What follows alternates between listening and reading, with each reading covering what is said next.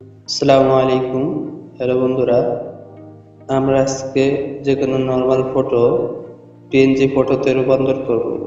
তো পিএনজি ফটোতে রূপান্তর করার জন্য আমাদের একটি অ্যাপসের প্রয়োজন হবে। অ্যাপসটি আমরা গুগল প্লে স্টোরে পেয়ে যাব। তো সর্বপ্রথম আমরা গুগল প্লে স্টোরে প্রবেশ করব, সার্চ বারে লিখব পিকচার ল্যাব। পিকচার ল্যাব অপশনে গিয়ে আমরা এই অ্যাপসটি ইনস্টল করে নেব। তো যেহেতু আমার অ্যাপসটি আগে থেকে ইনস্টল করা রয়েছে, আমরা ওপেন করে নেব। ওপেন করে নেওয়ার পর আমাদেরকে এরকম একটি ইন্টারফেস শো করবে। তো সর্বপ্রথম আমরা ট্রান্সফার অপশনটি সিলেক্ট করে নেব।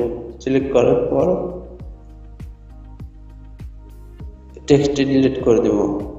তো আমরা এখানে চলে আসব, চলে এসে ইম্পোর্ট অপশনে ক্লিক করব।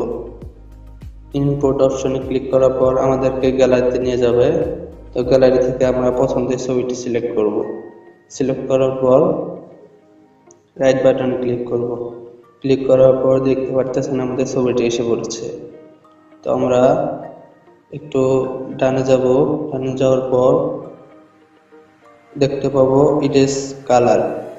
ইরেজ কালার অপশনে ক্লিক করে ইনেবল অপশনটি অন করে দেব। রাইট বাটনে ক্লিক করব।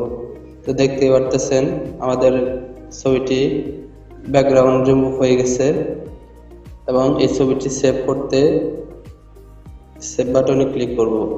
সেভ আস ইমেজ, ইম্পোর্ট ফ্রেম। এখানে আপনাদের জেপিজি দেওয়া থাকবে, আপনারা পিএনজিতে ক্লিক করে দিবেন। কোয়ালিটি আপনাদের আল্ট্রা করে দিতে হবে। সেভ টু গ্যালারি, কিছুক্ষণ সময় নেবে।